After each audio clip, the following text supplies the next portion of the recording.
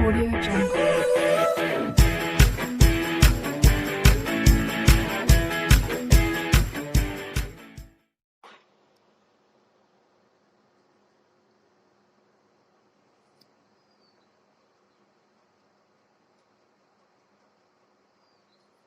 So now students, today I am going to start class 12th maths chapter 4 determinants. So देखिए student, इस chapter में क्या है, determinants की ये डेफिनेशन दी गई है कि to every square matrix A, यानी ये जो डिटर्मिनेंट है वो एक स्क्वायर मैट्रिक्स होता है किसी भी ऑर्डर का, ठीक है। 1/1 का हो सकता, 2/2 का हो सकता, 3/3 का हो सकता है। Students, we can associate a number, ये देखिए स्टूडेंट्स, वी कैन, ठीक है, एसोसिएट अ नंबर। अब वो नंबर स्टूडेंट्स रियल नंबर भी हो सकता है और कॉम्प्लेक्स नंबर भी हो सकता है, called determinant of the square matrix ए, ठीक है। तो स्क्वायर मैट्रिक्स की जो हम एक्चुअल में न्यूमेरिकल वैल्यू फाइंड करते हैं, ठीक है, वही डिटर्मिनेंट होती है, लेकिन इसके लिए जरूरी है कि वो मैट्रिक्स जो है वो स्क्वायर मैट्रिक्स हो। अब देखिए क्या है, वेयर ए आई जे, यानी जहां पर अगर हम किसी एक एलिमेंट की बात करते हैं उसके, तो ए आई आई या ए आई जे, वो उसका आई जेथ एलिमेंट ऑफ ए होता है। यानी देखिए अगर स्टूडेंट ये है, जैसे ये ए है, तो ये A11 होता है, ठीक है। तो A11 का मतलब है कि वो आई मी रो और जे मी कॉलम का एलिमेंट है। तो ये जो ए है ये फर्स्ट रो और फर्स्ट कॉलम का स्टूडेंट्स एलिमेंट है, और ये जो बी है, ठीक है, ये फर्स्ट रो और सेकंड कॉलम का एलिमेंट है। ये जो सी है स्टूडेंट्स, ठीक है, ये सी आपका जो है सेकंड रो और फर्स्ट कॉलम का एलिमेंट है। तो इस तरीके से ये चीज बता रहा है ए आई आई का क्या मतलब है, वो इसने बताया है student. This may be thought of as a function which associate each square matrix with a unique number.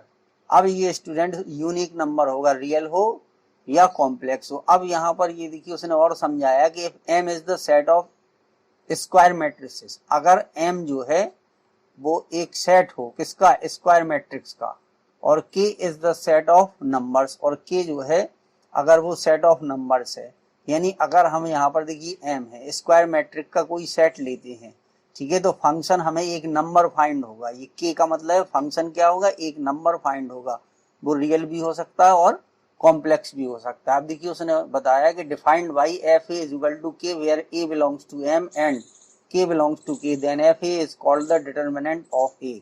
तब हम उस एफ ए को स्टूडेंट्स क्या बोलते हैं, determinant of A. It is also denoted by determinant, इसको मॉडुलस नहीं पढ़ेंगे, डिटर्मिनेंट पढ़ेंगे। देखिए यहाँ पर उसने बताया रिमार्क में, फॉर मैट्रिक्स ए, ये जो साइन बना है, A is read as determinant of A and not modulus of A. तो इसको मॉडुलस नहीं बोलते स्टूडेंट, इसको भी हम डिटर्मिनेंट ऑफ ए इसको बोलेंगे, और इसी को डिटर्मिनेंट ए भी लिख सकते, डी टी ए लिख सकते, या ये साइन लगा करके ए लिखेंगे, दोनों का मतलब सेम है कि वो डिटर्मिनेंट ए ही होगा स्टूडेंट्स, ठीक है। और डेल्टा से रिप्रेजेंट करते, अब ए इज इक्वल टू देखिए लिखा है, ये एक मैट्रिक्स है, ठीक है, ए बी सी डी, यानी 2/2 ऑर्डर का एक मैट्रिक्स है। तो इसका जो डिटर्मिनेंट है वो इस तरीके से लिखा जाएगा स्टूडेंट्स, और फिर इसको हम सॉल्व करेंगे, ठीक है। ये ए बी सी डी, तो इसी को हम सॉल्व कर देते तो यहाँ पर हमें क्या मिल जाता, एक नंबर मिल जाता है स्टूडेंट्स। कोई एक नंबर अगर यहाँ पर 2 3 4 5, देखिए इस तरीके से अगर हम लिखते हैं, ठीक है, अगर मान लीजिए हम इस तरीके से ये लिख देते 2 3, ठीक है, 4 5, तो अब अगर इसको हम सॉल्व करेंगे तो ये हो जाएगा स्टूडेंट 2 × 5 -3 × 4, ठीक है। तो सॉल्व करोगे तो इसकी वैल्यू कितनी आएगी, आ जाएगी स्टूडेंट -2 आ जाएगी। तो ये डिटर्मिनेंट ए की वैल्यू हो गई। तो यानी स्क्वायर मैट्रिक्स की जो न्यूमेरिकल वैल्यू है वो एक्चुअल में डिटर्मिनेंट कहलाती है। तो ये डिटर्मिनेंट ए हो जाएगा स्टूडेंट। फॉर मैट्रिक्स ये हो गया, only square matrices have determinants. देखिए यहाँ पर हमने जो मैट्रिक्स लिया था वो स्टूडेंट स्क्वायर था, तो हम जो है केवल स्क्वायर मैट्रिसेस की ही डिटर्मिनेंट को फाइंड कर सकते हैं। Only square matrices have determinants. तो ये स्टूडेंट इस तरीके से इसकी डेफिनेशन हो गई, ठीक है। अब देखिए यहाँ पर के आया था, के इज द सेट ऑफ, ठीक है, और यहाँ पर देखिए इन्होंने ये लिखा था कि एफ ए बराबर के, ठीक है, तो के क्या है, सेट ऑफ रियल नंबर है, तो यहाँ पर हमें एक रियल नंबर मिलेगा या उसका सेट मिलेगा। देखिए 2 3 4 5 ये रियल नंबर का एक सेट मिल गया, इसको सॉल्व करेंगे तो एक नंबर हमें मिल जाएगा, रियल नंबर या कॉम्प्लेक्स नंबर जो भी है, ठीक है। अब देखिए स्टूडेंट्स आगे, तो determinant of a matrix of order 1। अब स्टूडेंट 1 ऑर्डर का अगर कोई मैट्रिक्स है तो उसके जो डिटर्मिनेंट की वैल्यू है वो उसी के इक्वल होगी। देखिए ये है determinant, matrix A be the matrix of order I, then determinant of A, यानी कि जो determinant of A is defined to be equal to A, ये भी ए के इक्वल होगा स्टूडेंट्स। अब देखिए determinant of a matrix of order 2, अगर 2 ऑर्डर का एक मैट्रिक्स है ये, ठीक है, तो इसके डिटर्मिनेंट की वैल्यू ये होगी, ये इसके डिटर्मिनेंट की A11 A12 A21 A22, तो A11 और A22 का मल्टीप्लाई करके यहाँ लिख देंगे, और ये A21 और A12 का मल्टीप्लाई, बीच में माइनस का साइन आ जाएगा, तो इस तरीके से इसकी वैल्यू हम स्टूडेंट फाइंड कर सकते हैं। अब देखिए इसकी वैल्यू हमें फाइंड करना है, तो ये हो जाएगी 2 × 2 और बीच में माइनस आता है, फिर आ जाएगा -1 × 4, ठीक है, ये 2 और 2 का मल्टीप्लाई कर दिया, ठीक है, और इसका मल्टीप्लाई बाद में, तो ये हो जाएगा -1 × 4, तो ये आ गया स्टूडेंट्स 4 और +4, तो कितनी आ गई इसकी वैल्यू, 8 आ गई। तो इस तरीके से इसकी वैल्यू निकालते हैं, क्योंकि 2/2 की वैल्यू इजी है, और जो हमें 3/3 ऑर्डर का जो मैट्रिक्स है उसका हम डिटर्मिनेंट फाइंड करेंगे, वो भी 2/2 की हेल्प से ही हम स्टूडेंट उसको सॉल्व करेंगे। देखिए यहाँ पर है determinant of a matrix of order 3। तो अब स्टूडेंट्स हम जो है ऑर्डर 3/3 ऑर्डर के मैट्रिक्स के डिटर्मिनेंट को कैसे फाइंड करते हैं, ये चीज हमें देखना है। देखिए determinant A is equal to, ये दिया है A11 A12 A13, तो इसमें देखिए स्टूडेंट्स 3 रो हैं, R1 R2 और R3, और ये हो गई हमारा C1 C2 और ये कॉलम हो गया C3। तो इसमें स्टूडेंट्स 3 रो और 3 कॉलम है, तो इसके जो डिटर्मिनेंट की वैल्यू, यानी इस मैट्रिक्स के डिटर्मिनेंट की वैल्यू है, वो हम 6 तरीके से फाइंड कर सकते हैं, ठीक है, तीनों रो के रिस्पेक्ट में उसको एक्सपेंड करके एक एक अलग अलग। तो अगर R1 के रिस्पेक्ट में एक्सपेंड करेंगे तब भी, R2 के रिस्पेक्ट में एक्सपेंड करें या R3 के रिस्पेक्ट में एक्सपेंड करें, ठीक है, या C1 के रिस्पेक्ट में एक्सपेंड करें या C2 के रिस्पेक्ट में एक्सपेंड करें या C3 की, वैल्यू सबसे सेम आएगी, क्योंकि एक मैट्रिक्स की वैल्यू चाहे जिस मेथड से सॉल्व करें सेम ही आनी चाहिए, तभी वो करेक्ट होगा या डिफाइन होगा।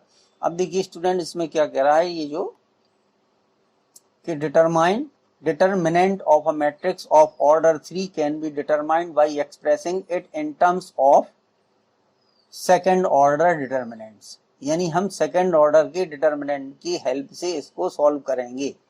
This is known as expansion of a determinant along a row or a column. There are 6 ways, कितने वेज हैं स्टूडेंट, देयर आर 6 वेज, जो हमने बताए 3 रो के रिस्पेक्ट में और 3 कॉलम के रिस्पेक्ट में। तो there are 6 ways of expanding a determinant of order 3 corresponding to each of 3 rows R1 R2 and R3 and 3 columns C1 C2 and C3 giving the same value as shown below।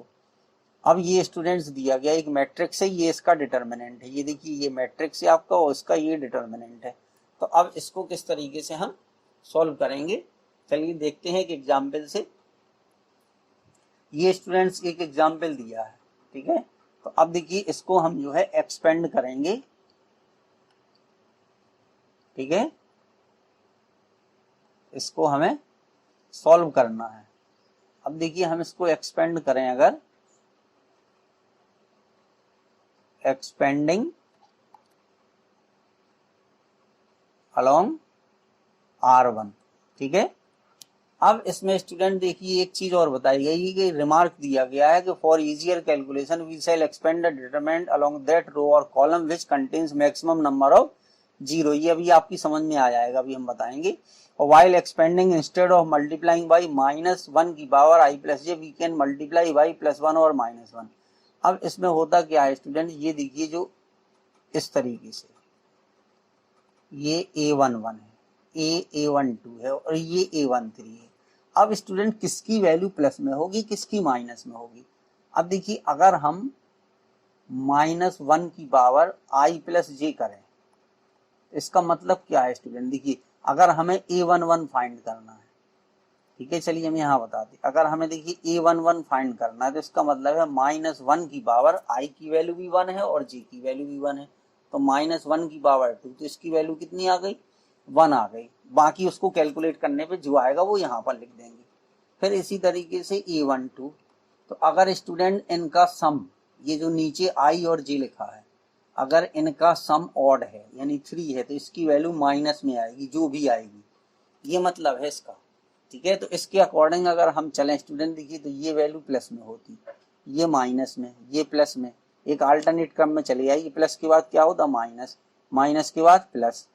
अब कहीं से भी चल दीजिए आप, देखिए एक बार minus तो ये प्लस और ये माइनस, इधर से भी चलते तो प्लस के बाद माइनस आता है, ठीक है। तो इस तरीके से इनको हम रिप्रेजेंट करते हैं, ये माइनस और ये प्लस, ठीक है। अभी एक हम इसी एग्जाम्पल को क्लियर करेंगे तो स्टूडेंट्स आपकी समझ में आ जाएगी ये, ठीक है।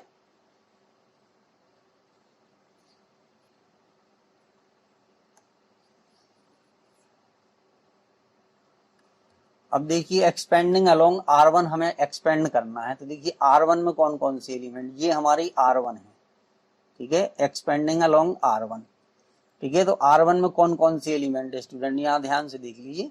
देखिए R1 में जो एलिमेंट होता है ये है -1 की पावर, ठीक है, 1 + 1, ठीक है, और यहाँ पर आ जाएगा a11, तो ये हो गया स्टूडेंट, ये हमारा है a11, ठीक है।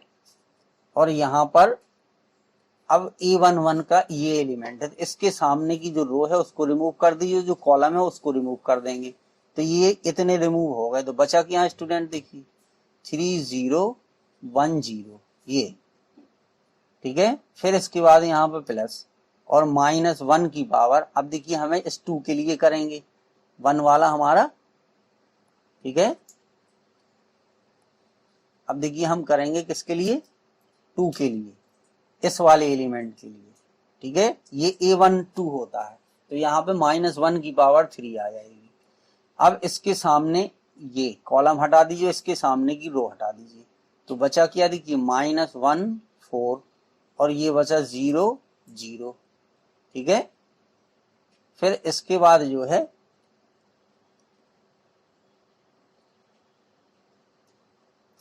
अब देखिए स्टूडेंट्स, ठीक है, इतना हो गया। अब थर्ड एलिमेंट कौन सा है, ये वाला 4, क्योंकि R1 में 3 एलिमेंट थे, 1 था 2 था 4, तो देखिए 1 के लिए हमने लिख दिया, यहाँ a11 की जगह 1 कर देंगे हम बाद में, तो ये हो गया 4, ठीक है। अब इसके सामने का कॉलम और इसके सामने की रो को हटा दीजिए, जो बचा उसको लिख दीजिए -1 3 और ये हो गया 4 और ये हो गया 1, बस अब इसको सॉल्व कर देंगे। अब देखिए यहाँ पे a11 की जगह पे हमें वो समझाने के लिए था, यहाँ पर इसकी वैल्यू दी गई है 1, ठीक है। अब स्टूडेंट -1 की पावर 2, तो ये प्लस में आ जाएगा, तो बस यहाँ पे 1 और इसको सॉल्व कर दीजिए, देखिए 3 0 0 और -1 0 0, इसका इस तरीके से ये और ये मल्टीप्लाई कर दीजिए, पहले इसका करेंगे फिर बाद में इसका करेंगे। अब -1 की पावर 3, तो ये माइनस आ जाएगा, ठीक है। अब इसको सॉल्व कर दीजिए, -1 × 0 0 हो गया और 4 × 0 ये भी 0 हो गया, ठीक है।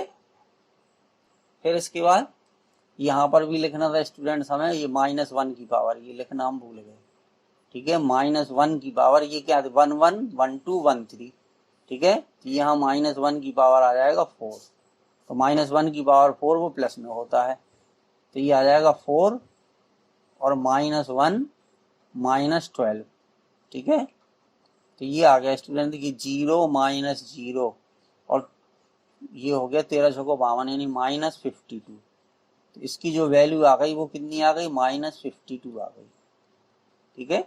इस तरीके से इसको सॉल्व करना था। अब देखिए इसमें एक चीज और जो स्टूडेंट्स कही गई थी, देखिए उसको यहीं हम क्लियर कर दे रहे हैं आपका। देखिए यहाँ पर क्या बोला गया था, ये कि for easier calculation we shall expand the determinant row or column which contains maximum number of zero. तो अब student maximum number of zero किस में है, ये C3 में है, ठीक है। तो अगर इसी चीज को हम करते एक्सपेंड अलोंग C3, देखिए एक्सपेंड अलोंग अगर हम C3 करते तो पहले हम लिखते 4, ठीक है, और -1 की पावर, तो ये देखिए कौन सा, ये A11 है और ये A12 है और ये A13 है। तो पहले 4 लिख दीजिए, फिर -1 की पावर 4 आ गया, ठीक है। और फिर इसके बाद यहाँ पर क्या बचा, देखिए इसको हमने एक्सपेंड किया था तो इसको और इसको रिमूव कर दीजिए, तो ये आ गया। अब यहाँ ब्रैकेट में कितना आ गया, देखिए ये बचेगा -1 तो इसका मल्टीप्लाई कर दीजिए, -1 और इसका मल्टीप्लाई कर दीजिए, तो -12 आ गए, ठीक है। तो बस इतने को सॉल्व करना है। बाकी क्या देखिए, प्लस ये वाला सेकंड एलिमेंट 0, अब इसके बाद जो भी ब्रैकेट में लिखोगे वो 0 हो जाएगा, फिर यहाँ पे 0 जो भी ब्रैकेट में लिखेंगे वो 0 आ जाएगा, ठीक है। तो यहाँ पर ये -1 की पावर आ जाएगा, यहाँ पर -1 आ जाएगा, ठीक है। लेकिन चूंकि यहाँ 0 है इसलिए कोई फर्क नहीं पड़ेगा, ठीक है। तो इसको इस तरीके से स्टूडेंट करेंगे, तो देखिए दोनों प्रोसेस से कितना आ गया, 4 इंटू -13, यहाँ भी कितना आ गया, -52 आ गया। अगर हमने इसको एक्सपेंड किया अलोंग C3 की, तो इसमें किसी के भी रिस्पेक्ट में हम अलोंग वो उसको एक्सपेंड कर सकते हैं, R1 के रिस्पेक्ट में या R2 के या R3, किसी एक के में करना है तो उसकी वैल्यू हमें स्टूडेंट फाइंड हो जाएगी। चलिए अब देखिए नेक्स्ट क्या है। अब ये है student exercise 4.1, evaluate the determinant in exercise sizes, ठीक है। तो ये क्वेश्चन नंबर 1 और 2 में जो है हमें यहाँ पे वैल्यू करना है, डिटरमिनेंट की वैल्यू फाइंड करना है। तो देखिए इसमें जब डिटरमिनेंट की वैल्यू हम फाइंड करेंगे तो इसका क्या हो जाएगा स्टूडेंट, सीधा सीधा है, देखिए 2 इंटू -1, ठीक है, और ये हो जाएगा -4 इंटू -5। बस इसको सॉल्व कर दीजिए, देखिए आ गया -2 और ये हो गया +20, तो कितना आ गया, 18 आ गया स्टूडेंट। तो इस तरीके से इसको सॉल्व करना था हमें, -2 +20 तो ये 18 आ गया। अब इसी तरीके से देखिए इस वाले को, जो सेकंड का फर्स्ट है, इसको सॉल्व करेंगे तो बस ये देखिए इसका इसमें मल्टीप्लाई पहले करके लिख दीजिए, तो कितना आ गया, ये आ गया cos स्क्वायर थीटा, फिर इसका इसमें मल्टीप्लाई कर देंगे, ठीक है। तो बीच में माइनस था तो साइन थीटा और माइनस साइन थीटा, तो इसका मल्टीप्लाई करोगे तो माइनस साइन स्क्वायर थीटा, तो ये हो गया cos square theta plus sine square theta, तो इसकी वैल्यू 1 होती है। तो ये स्टूडेंट्स आइडेंटिटी है 10th क्लास की, उसको यूज कर दिया तो इसकी वैल्यू 1 आ गई। तो ये भी आंसर लिख सकती, ये भी लिख सकती। इसी तरीके से ये सेकंड वाला, इसका मल्टीप्लाई कर दीजिए, फिर इसका मल्टीप्लाई कर दीजिए। तो देखिए इसका जो सेकंड है, सेकंड का सेकंड, ये कैसे होगा स्टूडेंट, देखिए ये भी एक फॉर्मूला है x² minus x plus 1,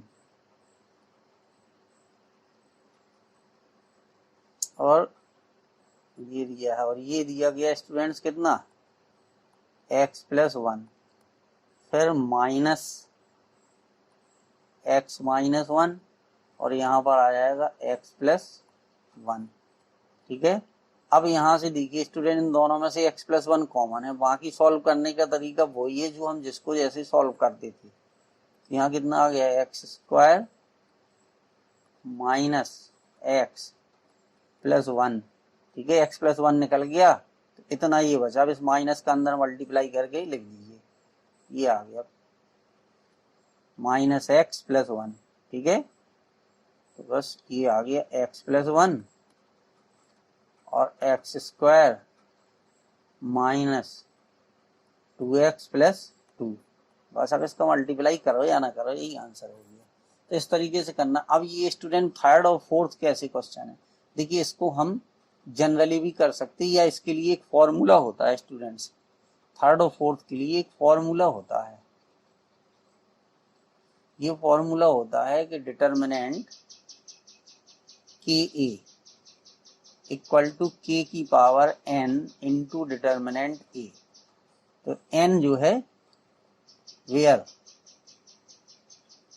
n is equal to कहलाता है ऑर्डर ऑफ अ मैट्रिक्स, अब देखिए स्टूडेंट, होता क्या है कि एग्जाम में ये वाला क्वेश्चन एक नंबर में पूछा जाता है या मल्टीपल चॉइस में। अब उसको पता चला आप 2 मिनट तक उसको सॉल्व करते हैं, लगाते हैं, तो उससे प्रॉब्लम होती है। अब देखिए डिटर्मिनेंट की ए, ठीक है। अब मान लीजिए हमें इसकी वैल्यू फाइंड करना है डिटर्मिनेंट 2a की। तो देखिए डिटर्मिनेंट की ए से कंपेयर कर दीजिए, ठीक है। तो ये था k की पावर n, यानी 2 की पावर, 2 की पावर n। अब n इसका मतलब ऑर्डर कितना है, ये 2/2 ऑर्डर का है। इसका ऑर्डर कितना है स्टूडेंट, 2/2 है। तो n की वैल्यू रख दीजिए, तो ऑर्डर 2 है, तो ये आ गया 2 की पावर 2।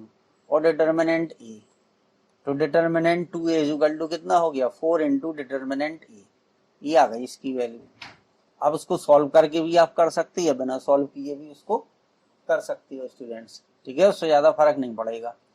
वेयर एन ऑर्डर, तो ये आ गया स्टूडेंट। तो इस तरीके से इसको हम बता सकते कि यही चीज होगा। इसी तरीके से ये वाला हो जाएगा, फोर्थ वाला देखिए, ठीक है। क्योंकि ये फॉर्मूला हम यूज कर देंगे, तो determinant 3a is equal to क्या हो जाएगा, 3 की पावर 3 k की power n into determinant a। तो 3 की पावर 3 होता है 27, तो ये आ गया 27 इंटू डिटर्मिनेंट a, ठीक है। अब चलिए देखिए नेक्स्ट। अब ये है students evaluate the determinants. In determinant की वैल्यू हमें फाइंड करना है। तो अब देखिए सबसे सिंपलेस्ट फॉर्म ये है, जो कि यहाँ पर 2 0 दिए गए हैं, तो हम एक्सपेंडिंग अलोंग R2 कर देंगे, क्योंकि ये क्या है स्टूडेंट्स, ये R2 है।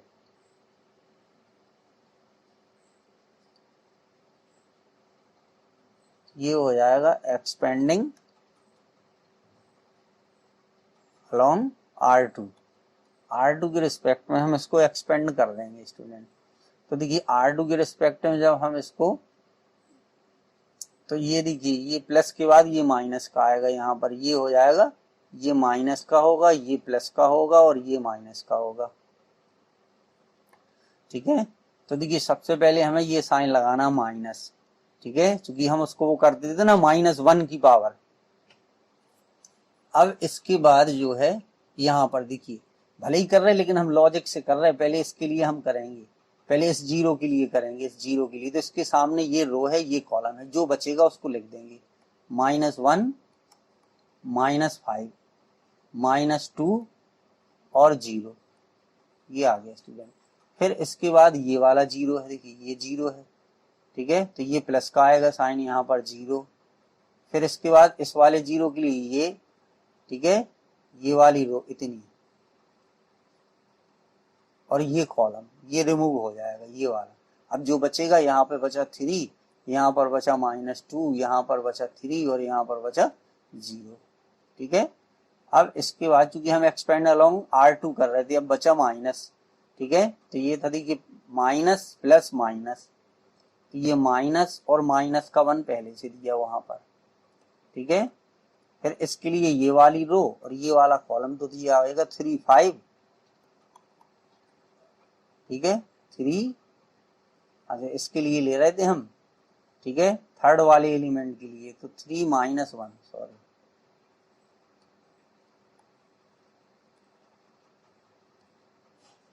ये आएगा 3 -1, 3 हो गया, ठीक है। इसके लिए माइनस, और 3 -5, ठीक है। बस अब देखिए इसके लिए 0, क्योंकि 0 का मल्टीप्लाई करोगे, इसके लिए 0। फिर ये माइनस माइनस हो गया प्लस का 1, और मल्टीप्लाई करोगे तो आएगा -15, 3 और -5 का, ठीक है। बीच में माइनस आता है, और 3 और -1, तो ये हो गया +3, ठीक है। तो ये आ जाएगा -12, कितना आएगा, माइनस का 12 आ जाएगा। तो इस तरीके से इसको स्टूडेंट्स करना था, ठीक है। तो देखिए ये माइनस का 12 आ गया। अब 0 इसके लिए 0 हो गया, इसके लिए केवल इस -1 के कारण हुआ इसका, ठीक है। तो ये -1 के कारण ये हट जाएगा, ये हट जाएगा, तो -15 और +3 -12, ये स्टूडेंट्स आंसर आ गया। इसी तरीके अब देखिए इसमें एक भी 0 नहीं है, इसमें एक भी 0 नहीं है, तो किसी के भी रिस्पेक्ट में हम कर सकते। मान लीजिए अगर इसका हम करें एक्सपेंड अलोंग C1, ठीक है। तो देखिए C1 ये है हमारा, ये स्टूडेंट C1 है। तो ये पहला वाला एलिमेंट प्लस में होता है, तो 3 के बाद ये यहाँ पे जो भी आएगा हम लिख देंगे। फिर ये 1 जो है ये माइनस में होगा, फिर यहाँ पर, ठीक है, तो 1 के लिए जो भी आएगा वो यहाँ लिख देंगे हम। फिर इसके बाद है ये 2, तो जब ये प्लस था माइनस ये प्लस, ठीक है। तो S2 के लिए, ठीक है, तो S2 के लिए क्या हो जाएगा स्टूडेंट्स, ठीक है।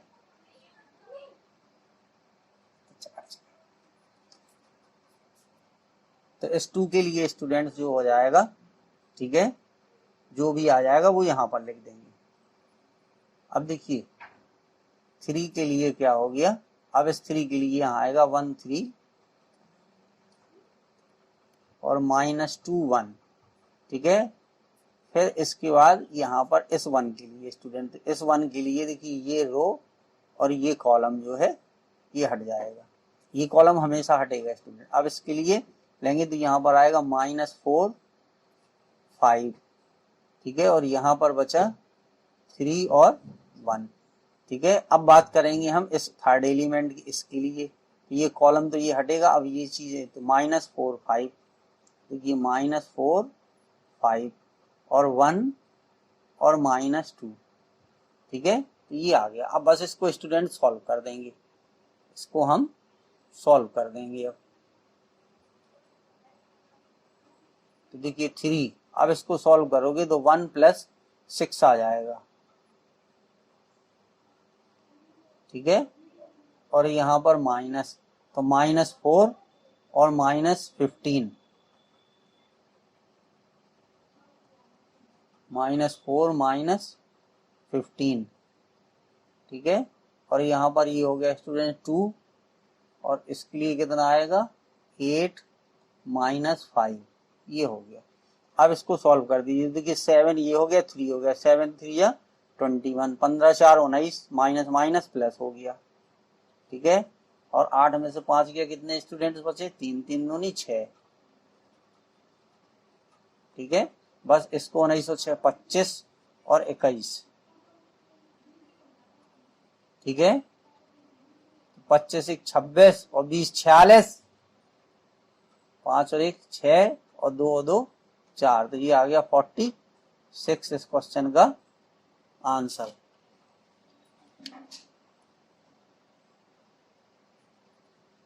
Find the value of x। अब स्टूडेंट देखिए 7 कैसे करेंगे, फाइंड द वैल्यू ऑफ, अब इसमें x की वैल्यू फाइंड करने के लिए देखिए एक डिटर्मिनेंट यहाँ है, एक डिटर्मिनेंट यहाँ है, ठीक है, इनका मल्टीप्लाई कर दीजिए, तो ये आ गया 2 और ये हो गए -20 इक्वल टू 2x² -24। तो अब इसको सॉल्व कर दिए, देखिए इधर वाला और इधर वाला ये, ठीक है, तो -18 और ये -24 इधर आगे हो जाएगा ये, तो ये आ गया स्टूडेंट 2x², तो ये आ गया 2x² इक्वल टू 6, तो x² इक्वल टू ये आ गया 3, ठीक है। तो x की वैल्यू कितनी आ गई स्टूडेंट, ये आ जाएगी ±√3, ठीक है। देखिए 2 1 जा 2, 4 5 20, ठीक है, -20, 2x² -24, ठीक है। अब इसके बाद ये आ गया, अच्छा 18 ये हो गए, 24 और 2 26, ठीक है, तो ये x की वैल्यू आ गई। तो इस तरीके